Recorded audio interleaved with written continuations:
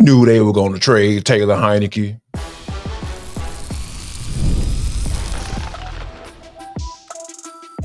This is the Atlanta Sports Party, part of Locked On Sports Atlanta on the Locked On Podcast Network. Your team every day. To the Atlanta Sports Party, your home for the best Atlanta sports talk. It's local insight you can't get anywhere but right here at Locked On. I'm your host, Tanisha Batiste, and alongside me are Jarvis Davis and Brian Gebhardt. The Atlanta Sports Party is part of the Locked On Podcast Network, your team every day. Have the Braves finally caught fire? We'll talk about that, and we'll download on week 1 of college football. It's finally here. But first, the Falcons have themselves a trade. The Atlanta Falcons reportedly traded Taylor Heinicke to the Los Angeles Chargers for a conditional 6th round pick. Moving on from Heinicke, was it a surprise, Jarvis? But were there any surprises on who made or didn't make that 53-man roster? To be honest with you, one of the things that, I was kind of shocked, and we kind of touched, I know you kind of touched on it when we went on the Sports Extra on 11 Alive.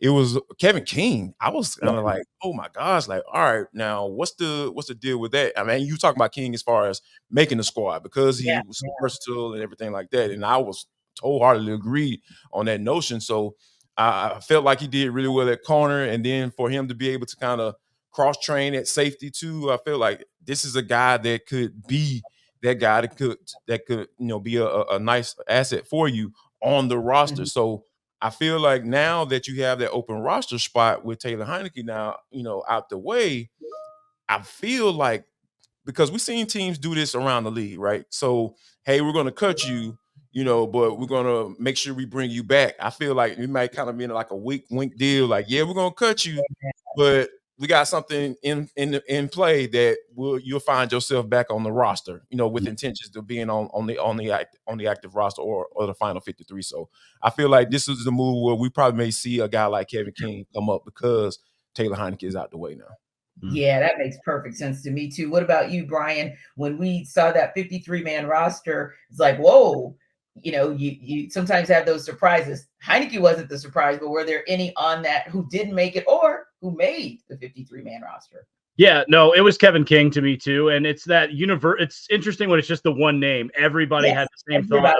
Went down, wait, Kevin King, because we almost all assumed that Kevin King was going to be on this roster. So he was the big shock. And to that point, it was Taylor Heinicke that, okay, is he going to make the roster? And it was going to be from a financial perspective.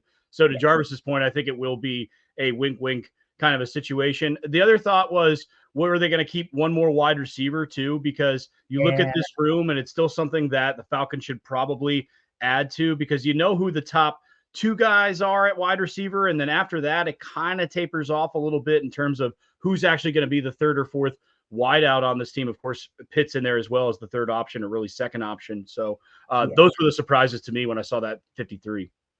And kind of add to what you were saying, BG, I feel like, Ray-Ray McCloud, from just the type of camp that he was having, it kind of, opened my eyes to like, okay, this guy was a special teams guy for the most of his career. And the thing that really stood out to me that made me kind of solidified it as to this guy being a viable 3rd wide receiver candidate was Ike Hilliard. When he first came in, he was asked about him. He's like, yeah, coached him before. I know what he brings to the table from special teams, but he's coming here to play wide receiver. So I feel like you don't necessarily have to have, oh my God, this is going to be my slot guy, because of, like you mentioned, Kyle Pitts, also, Drake London, Darnell Mooney. So that's a 3 wide receiver let's use receiving targets, right? So I kind of refer to him as that. So when you're talking about just from a 3 receiver target type situation, I feel like that's a good one to go with Mooney, Pitts, and London. And then you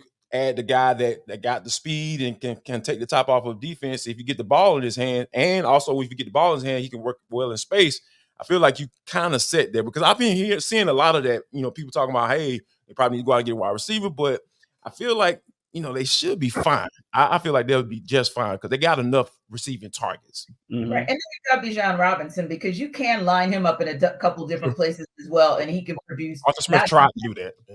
Right. And that's what I was just about to say. Like, he not just catching out of the backfield, but he was lined up in a couple different spaces last season, but I think with Zach Robinson, he'll put him in better position when he's lining him up as a true receiver to be successful. So yeah, I think collectively they probably have what they need for the passing game. Now, according to NFL Network's Mike Garafolo's sources, the Falcons are signing former dog Monty Rice to the practice squad. So, Brian, does that give you any indication of, other than what we talked about, of maybe what else the Falcons might do with their open roster spot?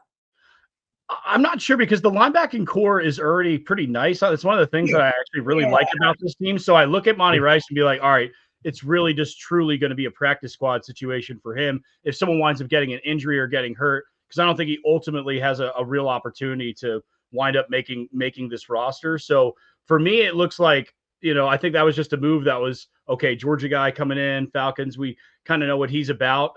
One of my favorite players to cover at Georgia, by the way. He had a real attitude about it. Yeah. He carried himself with a chip on his shoulder, and I thought he was going to make it in the league, and he might still eventually. But to me, it almost indicates that they'll be heading elsewhere with this roster spot. I don't think it's going to be in that linebacking core with getting a guy like Monty Rice. Yeah, I'd agree. JD, what do you think? I think, the more depth you can have at that particular position, because here's the thing.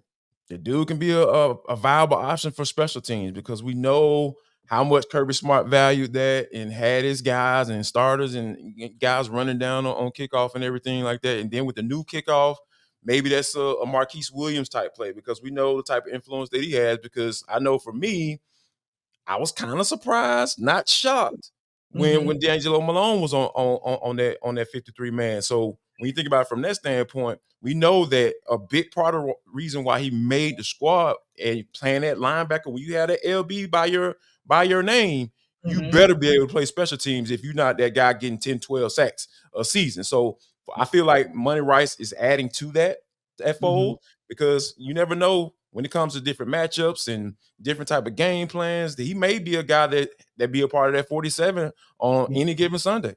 Yeah. And we know that could be the case because of what we saw in Troy Anderson. And who knows, that could be also a pathway to making your way, starting with special teams and then making your way to being in that linebacker room on the defensive side of the ball. So yeah, we've seen some things.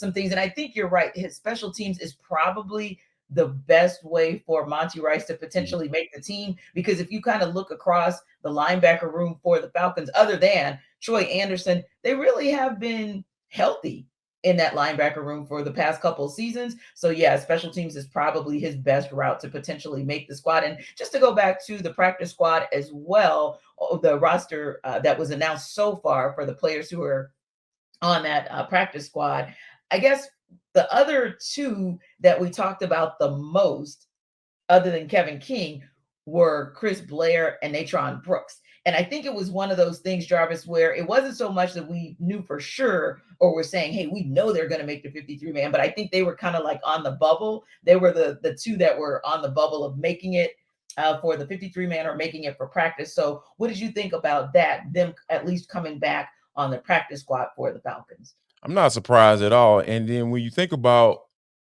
like Raheem Morris, I thought he said something that was very significant, and it kind of gave you a little peek into the decision making when it comes to who stays and who goes and all those things. Because he was talking about how he didn't even know Chris Blair's name, initially, and was kind of embarrassed to even ask him who he was. But like he let him know who he was on the field, whether it be through OTAs, spring, and then training camp, and then in the games and preseason when he got an opportunity, almost had 100 yards receiving. So when you think about it from that standpoint, like, man, I know we drafted Casey Washington, but we got to at least talk about like, hey, what would it look like if we did cut, Casey and bring him back, as a rookie on the practice squad versus, keeping Chris on the active roster and him kind of fluctuating on game day, when you have to make a decision. So I'm not too shocked at all that he was on there. And Natron Brooks, everybody knows Natron Brooks had a heck of a preseason, right? So he proved that he belongs somewhere. And thankfully, he cleared waivers and and the Falcons were able to bring him back on the practice squad. I'm sure that was a little wink deal too. He's like, hey man, come on back to where we believe in you, you know. So I think that was kind of how that worked out. But yeah, it's really one thing about their practice squad. I feel like there are some guys on there that if they get the call up and you know that hey, they'll at least be a good spot duty type person. And then when you think about how deep, it just lets you know how deep the 53 is for the Falcons, because you have so many guys that you know that you can count on to be able to be solid contributors all up and down that 53. So the practice squad, I feel like is lining up pretty nicely. You know, for me. It's the first time we could feel this way in a while too, about the 53 being this deep and having to make these decisions and making it feel like, wow, there's really people that should have made this roster that didn't initially, and that they're going to be potentially coming back, you know, almost like you're headed in the direction of really competing at that level. Chris Blair was the one name to me, I'd say, outside of Kevin King, if I had to pick one name, just on based on that wide receiver depth again, that he wasn't the one that potentially made it. Now you know, it was Kevin King over him, but it was Chris Blair next, because you start to look at some of these free agent wide receivers, and once the Chiefs re-signed Juju, it's pretty rough out there. You know, there's some names that we know of, like Michael Thomas and stuff, but he's been done for a couple of years now. And you look at other guys out there, and there's not a whole lot that you want to be involved with. But I could see Chris Blair being active a handful of weeks into the season, depending on what happens with some of these injuries and how guys perform on special teams as well.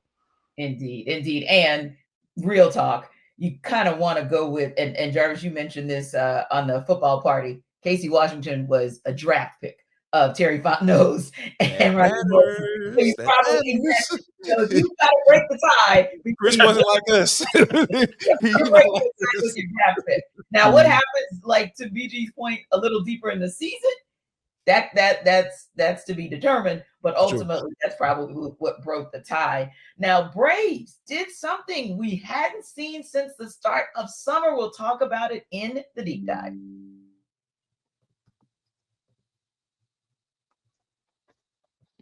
This episode of our Atlanta Sports Party is brought to you by Game Time. Game Time has a new feature called Game Time Picks that makes getting tickets for your favorite live events even easier. Game Time Picks filters out the fluff to show you only incredible deals on great seats, so you don't have to waste time searching through thousands of tickets. Now, Game Time Picks also makes it easier to save more on sports, concerts, comedy, theater, because they kind of curate that, as I mentioned. And there's this cool thing that's called seat views. You can get a panoramic view from your seat in the app before you buy. And of course, they have the lowest price guarantee, or Game Time will credit you 110% of the difference. So take the guesswork out of buying tickets with Game Time. Download the Game Time app, create an account, and use code LOCKEDON for $20 off your first purchase. And think about it. You've got Falcons games coming up.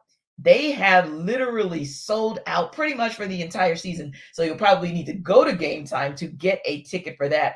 And BG talked about a concert that he went to just last night. So if you want to get those kinds of last minute concert tickets, Game Time is for you. Now, terms do apply, but again, create the account, redeem code LOCKEDON for $20 off. Download Game Time today, because what time is it? It's game time.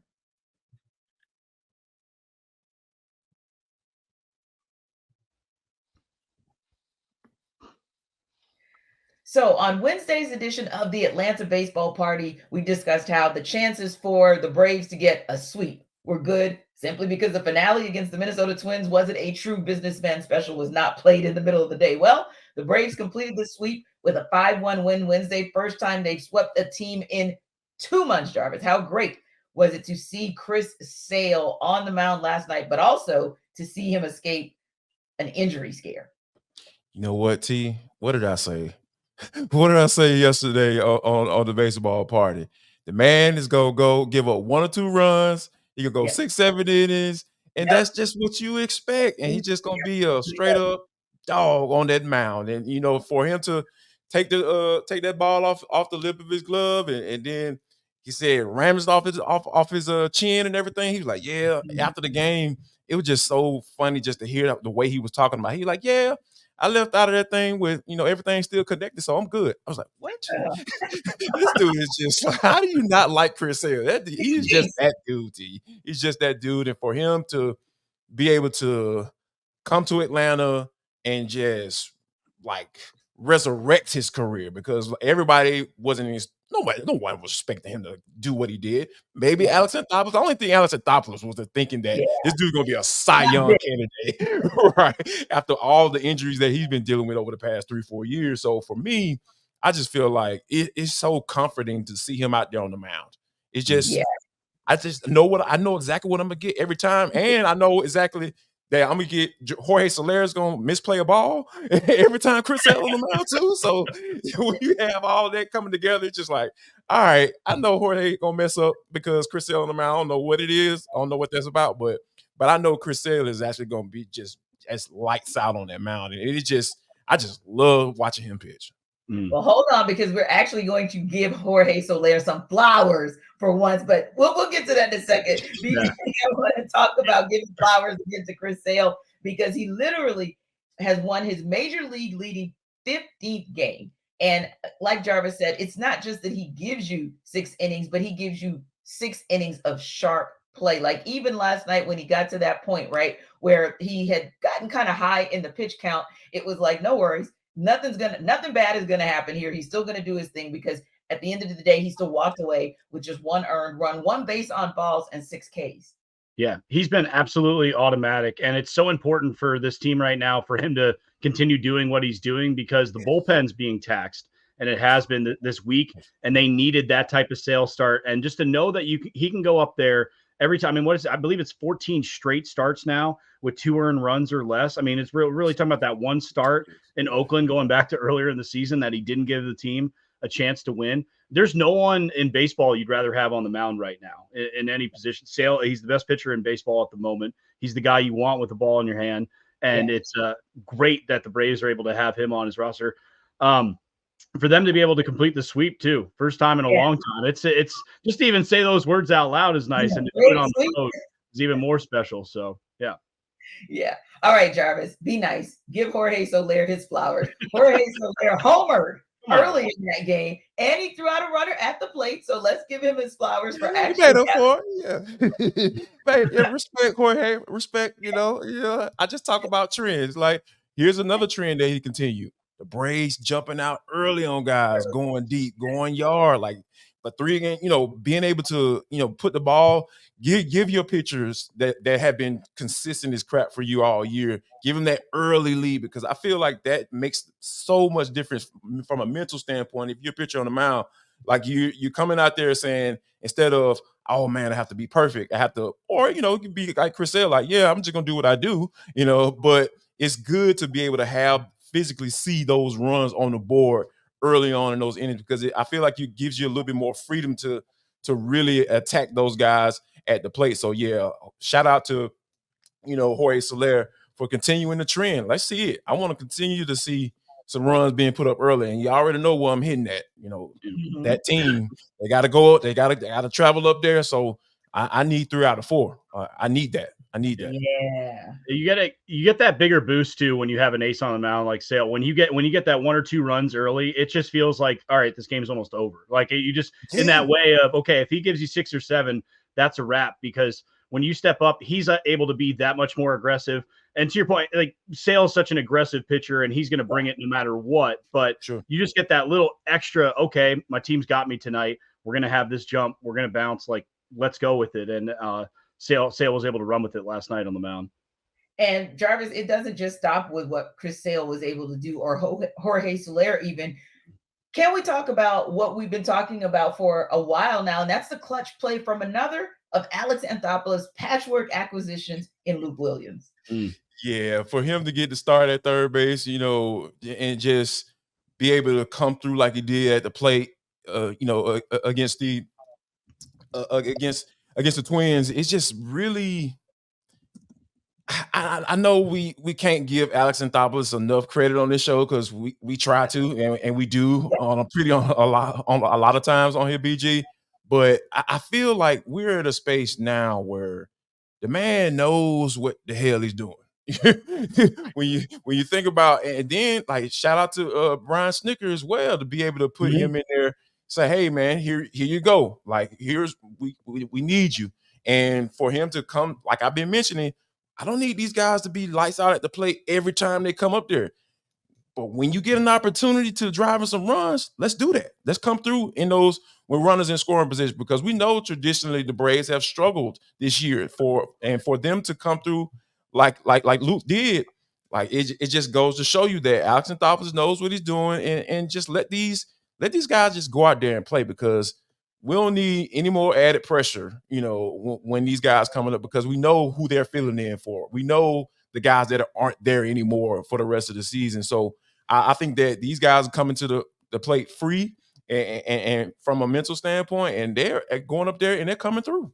BG, let me switch this up for just a second, because in addition to the kudos that we give to Alex Anthopoulos, Brian Snicker won his 4,000th game a couple of nights ago. So I think that we low key, and don't get me wrong, Double A deserves all the kudos that we give to him. But how important is it to also give the flowers to the guy that, despite the criticism, the ups and downs, the ins and outs, going from worst to first, etc., Brian Snicker has done an amazing job as a manager for these Braves as well. Yeah, and this might be the longest season yet for him too. I mean, in terms of just trying to, get through it each day and really grinding. I mean, making that decision to put Luke Williams at third base and put him in that 8 spot last night and get rewarded with a couple of doubles. That was big time there for him to continue to make these decisions. And the meetings must be twice as long as they've been in years past in terms of the approach, what we're going to do, what pitchers they have. All of that background has got to be so much more. So he's earning it this year, and 4,000 games is a ton. That's a ton of baseball games to manage. So kudos to him. Yeah, and another one, JD and BG, just real quick, because we haven't talked about one of the heroes. We've talked about Soler, Williams for this game, but can we talk about an unsung hero of this game? And really, if you want to be honest, for the last couple of months, Raisel Iglesias. He's been the best closer in baseball, if you ask me. Right? No, and I feel like that's an objective opinion. You talked about, looking at I got a chance to check out the broadcast for the Twins, and they were just saying, hey, this dude has been lights out all year. He's one of the best closers in the baseball. So when you think about it from that, if the opponent is saying it, we need to be saying it too. So yeah, got to give Raisel Iglesias his credit too, because he'll float some people on base now. He'll do that, but guarantee it's gonna be a clean sheet at the end. So yeah, that's all you can ask at this point. Yeah, Braves are in a spot right now where they might have the best starting pitcher, the best closer, and the best hitter in baseball, and it seems like it's been a lost season in that way. So if you can get to the postseason and very quietly, don't tell anybody, but 5 straight games with Matt Olson having an extra base hit. So just, maybe he comes along with it. So don't tell too many people. Don't tell too many people. Okay. All right. That Apple Cart. We'll just leave that where it is. We'll also download on a pretty cool upgrade thanks to Arthur Blank in Around the Metro.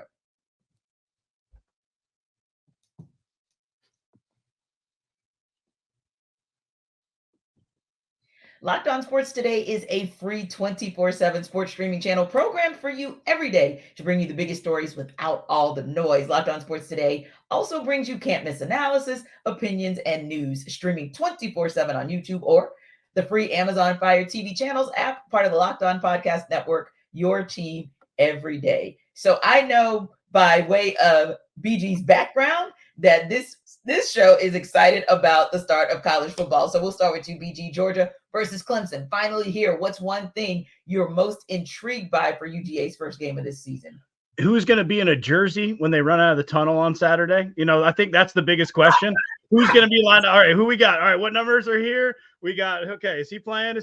We got ETN. All right, is Shmuel Munden playing? Who else? Is Colby Young? How's the hamstring? So it's going to be a lot of, all right, whoever's there following Twitter, going along, seeing, okay, he's in warmups. They're looking good. Okay. That's the first thing for me out of the gate is who's actually just going to be playing in this game, especially with all the conversation about ETN. Like, take away what actually happened off the field, just him as a football player. There's been so much conversation of, will he play in the first half? Will he play in the whole game? If he actually plays, what is he going to look like with this Georgia Bulldogs team. So that's the thing I'm most interested in come Saturday at 12. Yeah, Jarvis, we talked about the 53-man roster for the Falcons. What's that roster going to look like for Georgia come Saturday? But what's intriguing for you? To be honest with you, I'm not even really concerned about the offense because I feel like they'll be fine with whoever is out there. But like BG mentioned, we talked about on the Bulldogs edition of the football party. Hey, you might do a half, and it feels that way, But regardless if it's a half or a whole game, they have guys. They have enough depth at their running back spot. But I'm looking to see what his defense is going to be. Like, I talked about Carson Beck. Y'all know where I'm going. Y'all know where I'm going. Follow me. Now I talked about, potentially Carson Beck having that Heisman type moment.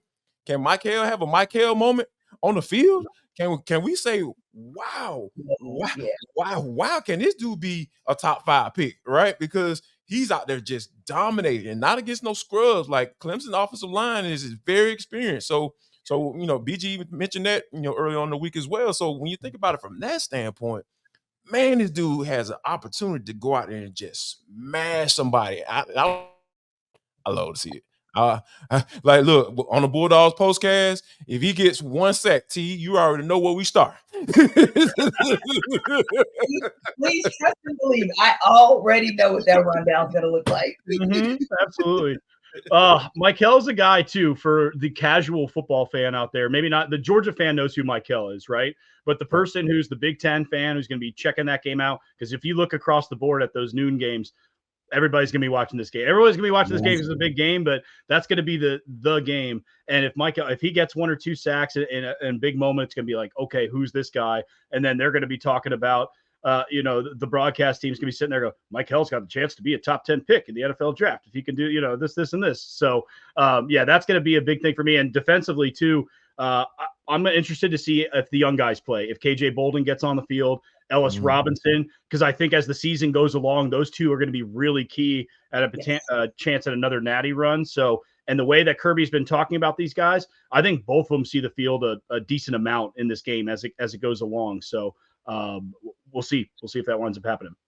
And Brian, another intriguing matchup for this weekend is Georgia Tech and Georgia State, because this is the first time in both schools' histories that they face off on the football field to play each other. But what does Tech need to do to ensure they don't have an emotional hangover from that upset win over Florida State? What does Georgia State maybe do to get the upset win over Tech?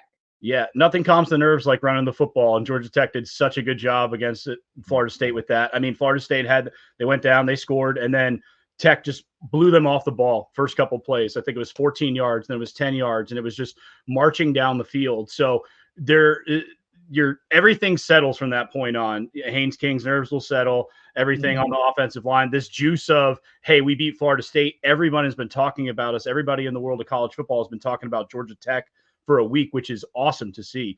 And if they're able to just go in, take care of the football and run the football are going to be the two things for Georgia Tech.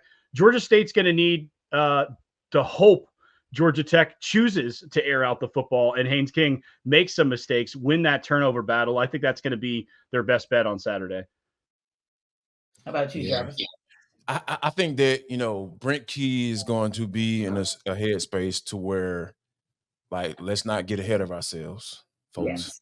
Don't listen to Jarvis talking about making the college football playoff, because guess what? If we lose this game, ain't nobody going to be talking about us at all. So I feel like there has to – I think this is a rat poison conversation, if I can throw that out there. Like, hey, don't eat that poison. Don't drink that poison, because you know what's happening once it start going down that esophagus, because you will die. Because if you start to believe and take in all that stuff, we need to lock in. We got Georgia State, and this is going to be the matchup that we need to focus in on, just like we focus in on when we went across the water to go play Florida State last week.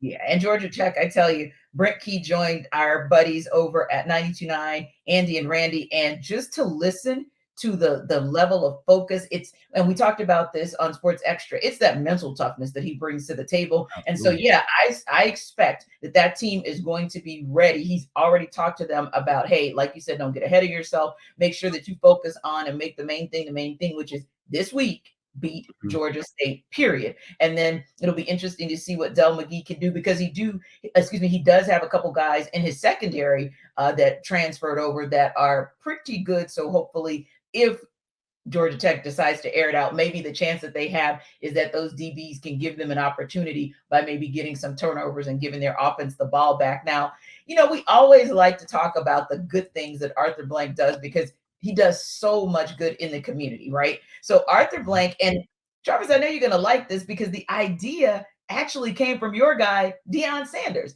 It was a seed that he planted that Arthur Blank then followed up on by committing $6.5 million to refurbish fields at 4 HBCUs, including your alma mater, Albany State. Man, look, hey, man, we appreciate you. You know what I'm saying? Like, we got the nice blue and gold field, and people out here on social media trying to hate, talking about, oh, man, that blue. Hey, what you did? Man, look, I love it. And I just came from an alumni event last night, so I'm amped up. Like, Uncle Arthur got me motivated. I'm coming up with ideas, trying to bring everybody back, bring the squad back, Lagoon squad. That's opened up that stadium. We opened that bad boy up, 2003. You know what I mean? 2004, excuse me. In my senior year, we were the first team to play in that bad boy. So yeah, for it to be like, to see that and see the investment, not only to say, hey, we support HBCUs, right? Like, it's one thing to say it, but for you to actually put some monies behind it and say, hey, here we are. Here's a grant. Go do what you need to do to upgrade your facility. I can just say thank you. Appreciate you, Unc. Like, that is, and I'm not saying that facetiously. Like, that, I really wholeheartedly mean that, because when you see people, investing in your school, it just lets you know that, hey, we're doing something right, and we're, by educating people, educating people and people going on to have great careers and be proud of their alma mater and to go on to and do great things. So it's really cool. Really cool. Brian, can I just shout out Jarvis, because I've been on him for years to support and give back to Albany State. So he went to an event last night. So my work is done here. There we go. I'm a believer. Yeah. I'm in. I appreciate you. Thank you for that. Yeah, there is no one that supports her school like Tanitra. Everybody knows. Nobody. We've all worked with her over the years, and it's like, it's homecoming week. Like, I don't even bother her with any, I'm not even giving her a text for like a week, because she's just so busy with it going on. Jarvis, one question for you. How's that like 50-yard line wave? Do you got that little thing where you can go out when you? Hey, dog, I'm working on it. I'm working on it, man. Okay. Look, I'm telling you, I was having some conversations last night. I'm about to jump out my chair right now. That man said, "Hey, man, we can get y'all with some blue jackets. Y'all can come back." I'm like, whoa. Hey, man, don't do that. Don't tell me no stuff like that, because I'm gonna round up the troops, man. We're gonna get it together, baby. I'm telling you.